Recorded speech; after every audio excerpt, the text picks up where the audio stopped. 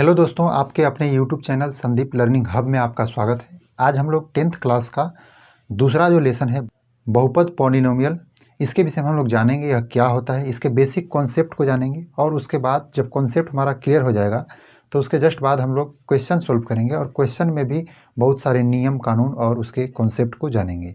सबसे पहले यह समझते हैं बहुपद मतलब क्या होता है। देखिए, बहुपद मतलब क्या होता है, बहुत से पद को एक स्थान पे इकट्ठा करके लिखते हैं तो उसे हम बहुपद कह सकते हैं। यह हमारी टूटी फूटी लैंग्वेज हुई, लेकिन बहुपद के लिए यदि कहें तो कोई भी अचर वैल्यू, अचर और चर, ये इसके विषय में बात कीजिएगा। एक होता है चर और एक होता है अचर। चर मतलब होता है क्या, तो बदलने वाला। इसके विषय में पहले बात कर लेते हैं। चर मतलब होता है क्या, बदलने वाला, बदलने वाला। लेकिन इसके अचर के विषय में बात करें तो इसका मतलब हम कह देंगे न बदलने वाला, न बदलने वाला।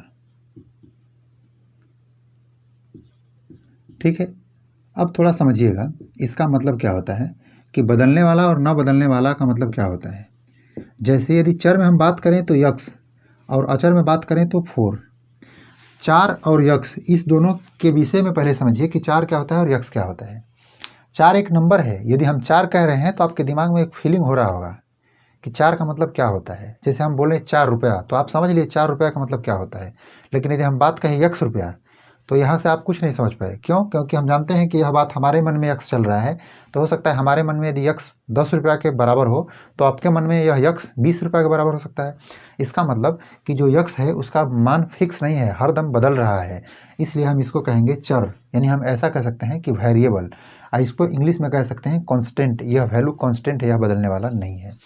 तो यह बात समझिएगा कि हमारा जो पॉलिनोमियल यानी कि बहुपद है कुछ इसी पर डिपेंड करता है। जैसे बहुपद मतलब क्या होता है कि किसी भी पद को हम यक्स या वाई के रूप में जब लिख देते हैं तो उसको हम अपने भाषा में बहुपद कह सकते हैं। जैसे यदि हम बात करें कि 4x + 3, यह क्या बहुपद है, तो हाँ यह बहुपद है। यदि हम बात करें x² + 3x, ऐसे करके क्या यह बहुपद है, हाँ यह बहुपद है। यदि हम बात करें यक्स, क्या यह बहुपद है, हाँ यह भी बहुपद है। अब देखिए, बहुपद तो जनरली हम जान गए कि यह बहुपद होता क्या है। अच्छा, बहुपद कौन सा नहीं होता है तो इसके विषय में समझ लीजिए। बहुपद में एक खास बात याद रखिएगा कि कोई भी बात यदि यक्स वाला वैल्यू यदि रूट में चला जाए तो इसको हम बहुपद नहीं मानते हैं। ठीक है, यानी कहने का मतलब हमारे बहुपद के प्रकार यदि आप देखिएगा तो इस बात को क्लियर कर पाइएगा कि यह क्यों नहीं होता है। देखिए, बहुपद में जो हमारे प्रकार बनते हैं वो कैसे बनते हैं समझिएगा। सबसे पहला हमारा जो प्रकार होगा उसे हम लोग कहते हैं रैखिक बहुपद। रैखिक बहुपद, रैखिक बहुपद। इंग्लिश में इसको बोलेंगे कि लीनियर पॉलिनोमियल, ऐसे कह सकते हैं। ठीक है, अब देखिए उसके बाद हमारा क्या आता है, द्विघात बहुपद। द्विघात बहुपद, ठीक है। अब उसके बाद यदि हम बात करें तो आता है क्या, त्रिघात बहुपद।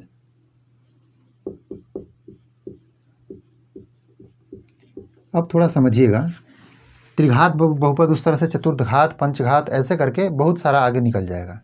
अब थोड़ा समझिए इसका मतलब क्या होता है कि कोई भी बहुपद हम लिख रहे हैं, जैसे मान लीजिए हमारा यही हो, इस बहुपद में बहुपद का जो पावर होगा, मैक्सिमम पावर, उसी को हम ढूंढेंगे और वह पावर के हिसाब से उसका नाम इसके अंतर्गत रखेंगे। जैसे यदि हम बात कर रहे हैं तो इसमें जो चर पद है वह कौन सा है भाई, यक्स, यानी यक्स इसमें भी है। तो इस यक्स का पावर में हम देख पा रहे हैं कि यहाँ 1 है। इसका मतलब यह कह सकते हैं कि यह जो बहुपद का घात है इस बहुपद का, वह क्या है, 1 है। इस प्रकार से हम कह देंगे कि यह जो बहुपद है वह क्या है, रैखिक बहुपद है। ठीक है, यानी समझिएगा हमारे कहने का मतलब जिसका पावर 1 हो उसे रैखिक बहुपद कहेंगे। एक घातीय बहुपद भी कह सकते हैं या रैखिक बहुपद। ज़्यादा पॉपुलर नाम रैखिक बहुपद है। द्विघात बहुपद ऐसे बहुपद को कहेंगे जिनके पावर में मैक्सिमम पावर हमें 2 प्राप्त हो। जैसे यदि बात करें हम तो यहाँ देखिए यक्स के पावर में 2 है, लेकिन यक्स के पावर में यहाँ 1 भी है।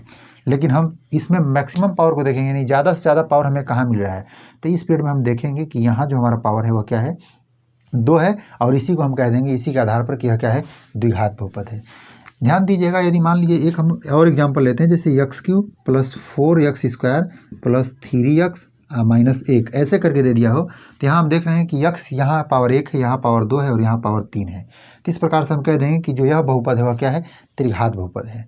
हालांकि आप पहले यदि पढ़े होंगे तो अच्छी बात है, 9th क्लास में भी पढ़ना है कि जो द्विघात बहुपद होता है इसका व्यापक रूप होता है। इसको हम यहाँ लिख रहे हैं ax square plus bx plus c, ऐसा करके होता है। हालांकि इसके विषय में हम लोग शायद तीसरा नहीं चौथा लेसन में शायद बहुपद दिया है आपके चौथे लेसन में, इसी 10th क्लास वाले में। उसके विषय में हम लोग डिटेल्स जानेंगे, द्विघात बहुपद क्या होता है, द्विघात समीकरण क्या होता है। हालांकि द्विघात बहुपद का क्या बोलते हैं व्यापक रूप यही होता है। द्विघात समीकरण शायद चौथा लेसन है, उसमें हम लोग जानेंगे इसके विषय में और डिटेल्स क्या होता है, कैसे होता है। और त्रिघात बहुपद के विषय में समझ लीजिए, यदि उसका विषय हम कह रहे हैं हमसे, तो उसका व्यापक रूप ये ax³ plus ax square plus bx square plus c x plus क्या हो जाएगा d बराबर क्या हो जाएगा 0। यहाँ ध्यान में रखना है कि c क्या है, आपका कांस्टेंट पार्ट है, मतलब कोई यहाँ नंबर रहने वाला है। और d का क्या है, यहाँ भी हमारा कोई नंबर रहने वाला है। a b क्या है, कोई ना कोई नंबर रहने वाला है। और x³ x स्क्वायर x, ये क्या है, हमेशा यह फिक्स रहेगा। हो सकता है यहाँ a b और a दे दे।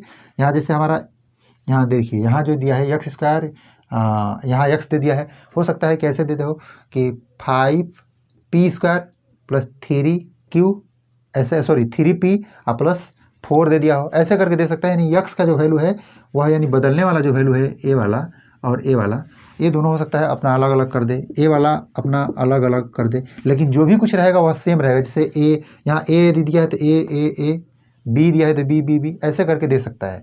हालांकि अब देखिए, ये तो बात हमारा टूटी फूटी भाषा में इस लेसन का परिचय हुआ। अब थोड़ा समझिए, एक ग्राफ के विषय में बात करते हैं हम लोग।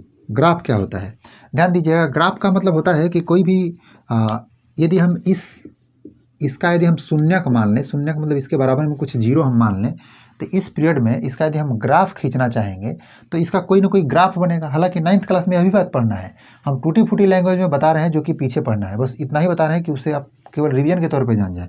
तो इसका ग्राफ, यदि हम कोई भी ग्राफ खींच रहे हैं, मान लीजिए इसका ग्राफ ऐसे करके आ गया, हो सकता है यदि इसका ग्राफ हमारा ऐसे करके आ रहा है, तो यह जितना बार इस अक्ष पे कटेगा और इस अक्ष पे कटेगा तो उसका शून्यक कहा जाएगा। लेकिन एक बात इसमें ध्यान में रखना होगा कि शून्यक किसके परिप्रेक्ष्य में कह रहा है, x के परिप्रेक्ष्य में, y के परिप्रेक्ष्य में कह रहा है।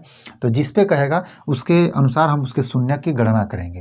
यानी कि x अक्ष पे कहेगा तो हम x पे देखेंगे कि x अक्ष पे कितना बार कट रहा है। यदि y अक्ष पे कहेगा तो हम y में देखेंगे कि उसका कितना बार कट रहा है, और जितना बार कटेगा उसका शून्यक मान लेंगे।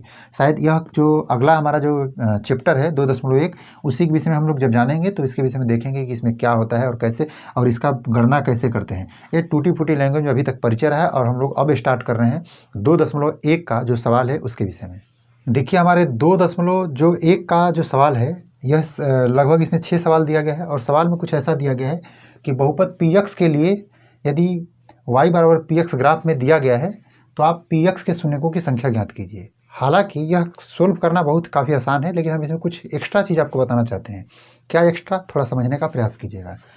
इस बातों को थोड़ा यहीं अंदर रहने दीजिए। हम यह बात बता रहे हैं, जैसे देखिए एक हमारा ग्राफ है, यह ग्राफ में हमारा जो देता है ये y है और y क्या है, y डैश है। यानी नीचे वाला वैल्यू निगेटिव, ऊपर वाला पॉजिटिव।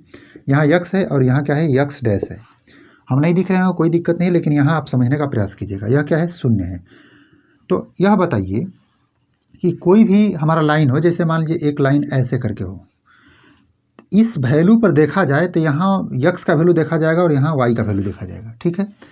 और यहाँ यदि हम बात करें तो यहाँ देखेंगे हम, तो इस बिंदु पर एक बात हमें प्राप्त होगा कि यहाँ जो इसके सामने यहाँ जो भी बिंदु होगा, मान लीजिए यहाँ x का वैल्यू हमारा 5 है, तो हम कह देंगे कि जो a वाला वैल्यू है वह क्या है, 5 है। और इस वैल्यू के सामने यदि y अक्ष पर देखा जाए तो y का वैल्यू क्या आएगा, तो y बराबर आएगा 0। आप कहिएगा कि y बराबर 0 आएगा और x का वैल्यू क्या आएगा तो x बराबर बोलिएगा सर 5 आएगा। यही बात आपको समझना है कि यदि हमें मान लीजिए कोई बहुपद हमारा px दिया है, तो px देने का मतलब क्या है, px ऐसे हो सकता है x square plus 2x plus 4, ऐसे करके कुछ दे सकता है। हम एक एग्जाम्पल के तौर पे ले रहे हैं। तो यहाँ हमारे कहने का मतलब है कि इसको यदि बराबर में हम 0 करना चाहते हैं तो यहाँ से x का वैल्यू कुछ निकलेगा। हालांकि यह 8th क्लास में पढ़ना और 9th क्लास में पढ़ना है कि इसको हम लोग 0 लगाकर इसको कैसे निकाल सकते हैं। तो जब हम 0 लगाकर इसका वैल्यू कुछ ज्ञात करेंगे तो एक बात हमें मिलेगा कि x का 2 वैल्यू हमें प्राप्त होगा। नहीं समझने तो कोई दिक्कत वाली बात नहीं है, इस बात को आसानी से हम समझा सकते हैं। लेकिन यह बात थोड़ा सा हम एक्स्ट्रा चीज़ बताना चाह रहे हैं कि आप थोड़ा दूसरे को कुछ समझा सकें इसमें, कि जब इसका x का 2 वैल्यू हमें प्राप्त होगा तो इसके बराबर में कोई वैल्यू होगा, न कि x का मान 0 होगा। किसका मान जीरो होने वाला है, इस पी एक्स का मान को हम लोग जीरो मान रहे हैं, यह बात आप समझिएगा। तो इसके बराबर में यदि हमें वाई दे दिया है तो इसका मतलब हम कह सकते हैं कि वाई के वैल्यू को हम लोग जीरो मानना चाहते हैं। तो यह बात बताइए कि यहाँ जो दिया है कि आप बताइए कि बहुपद पी एक्स के लिए शून्यों की संख्या ज्ञात करना है यदि वाई बराबर पी एक्स है, इसका मतलब कि y बराबर पी एक्स है, पी एक्स के शून्यों की संख्या, इसका मतलब पी एक्स बराबर जीरो हमें मानने के लिए कह रहा है। तो ये बात हम स्पष्ट रूप से कह सकते हैं कि y बराबर जीरो मानने के लिए कह रहा है हमसे क्या बोला जा रहा है कि y बराबर जीरो मानने के लिए कहा जा रहा है। हम आपको समझाने का प्रयास कर रहे हैं, थोड़ा समझिएगा। यहाँ यदि y बराबर जीरो मानने के लिए कह रहा है तो यह बताइए कि y बराबर जीरो कब होता है, जब x अक्ष के किसी भी बिंदु पर कटेगा तो जीरो होगा। हम यह बात को रिपीट कर रहे हैं, यदि हमारा a वाला वैल्यू हमारा x अक्ष के लिए है, x डैश है, और हमारा y डैश और ये है क्या y है, तो यदि यहाँ कटता है तो हम कह देंगे कि यह जो वैल्यू है वह y के लिए यदि 5 होगा तो हम कह देंगे कि y का वैल्यू 5 पर कटा है। लेकिन यदि x अक्ष के किसी भी बिंदु पर कटेगा तो यहाँ से देखा जाएगा, यहाँ यदि मान लीजिए 3 है, यहाँ मान लीजिए 4 है, यहाँ मान लीजिए 5 है, तो x का 3, 4, 5 कटा है, लेकिन y के लिए क्या है, y के लिए तो केवल 0 है। यह बात समझिएगा, यानी कि x के किसी भी बिंदु पर कटने पर y बराबर क्या निकलेगा, 0। और px के शून्यकों की संख्या निकालने का अर्थ यह है कि y बराबर हमें 0 पूछ रहा है कि कहाँ कहाँ मिलेगा। तो y बराबर 0 मिलने के लिए हमारे पास कंडीशन क्या है कि x अक्ष पर कटना चाहिए, क्या, x अक्ष पर कटना चाहिए। उम्मीद करते हैं कि इस बात को आप समझे होंगे कि हम क्या बता रहे हैं। x अक्ष पर कटना चाहिए, और जितना बार x अक्ष पर कटेगा वह उतना बार शून्य देकर हमें जाएगा। जैसे देखिए इसमें यदि हम बात करें तो पहले वाले जो क्वेश्चन है, इस क्वेश्चन में एक भी बार x का मतलब अक्ष है उस पर एक भी बार नहीं कट पा रहा है। इसका अर्थ हम कह सकते हैं कि इसमें जो शून्यक मिलने वाले हैं पी एक्स बराबर हमें एक भी बार नहीं मिलेगा। तो इसका जो हमारा आंसर बनेगा, इसका आंसर क्या होगा, शून्य। इसमें कोई शून्यक नहीं है, ऐसा मतलब कोई शून्यक नहीं है। अब देखिए यदि इसमें बात करें हम तो इस ग्राफ में एक बार x का अक्ष है वह कट रहा है, तो हम कह देंगे कि इसका जो आंसर होगा वह क्या बनेगा, 1। समझ पा रहे हैं। यदि हम तीसरे में बात करें तो x अक्ष कितना बार कट रहा है भाई, तो एक बार, यहाँ देखिए 2 बार, और यहाँ देखिए 3 बार। इसका मतलब हम कह सकते हैं कि जो इसका आंसर बनेगा वह क्या बनेगा, इसका आंसर 3 बनेगा। अब देखिए चौथे में यदि देखिए तो देख रहे हैं कि यहाँ जो है ऐसे करके कर्व परवलयाकार ऐसे करके बना हुआ है, तो x अक्ष पे एक बार और 2 बार कट रहा है। इसका मतलब इसका आंसर क्या बनेगा भाई, तो इसका आंसर बनेगा आपका 2। यदि तीसरे वाले में देखें, यानी इसमें देखें, सॉरी पाँचवें वाले में 1, 2, 3, 4, तो यहाँ क्या आंसर हमारा बनेगा, इसका आंसर बनेगा 4। और देखिए इसमें देखिए तो 1, यहाँ देखिए नीचे आके यदि कटता तो यहाँ 2 बार टच करता, लेकिन केवल एक बार सिंगल टच किया है, तो 1, 2 और यहाँ भी सिंगल टच किया, इसका मतलब 3। तो इसका आंसर क्या बन जाएगा, तो आप बोलेगा सर इसका आंसर क्या बनेगा, 3। आप लोग पहले इसका स्क्रीनशॉट ले लीजिए, आशा करते हैं कि स्क्रीनशॉट आप ले लिए होंगे। अब यह बात आपको समझ में आ गया होगा कि यह x अक्ष पर कटने के विषय में हम क्यों सोचते हैं।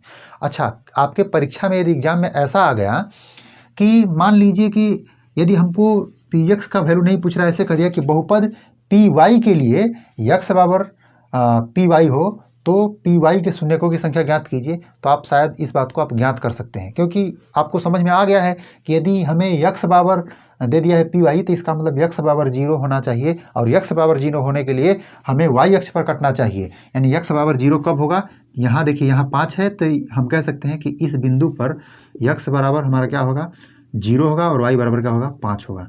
यह बात आप समझ गए होंगे। हालांकि इतना डिफिकल्ट यानी इतना अंदर से नहीं देता है, लेकिन हम आपको बताने का प्रयास किए हैं। आशा करते हैं कि इस वीडियो के माध्यम से हम जो भी कुछ आपको बताने का प्रयास किए हैं आप समझ पाए होंगे। यदि ऐसा है तो आप हमारे वीडियो को लाइक कर दीजिएगा, दोस्तों के साथ शेयर कर दीजिएगा। आज के लिए बस इतना ही, मिलते हैं नेक्स्ट वीडियो में, तब तक के लिए आपका धन्यवाद।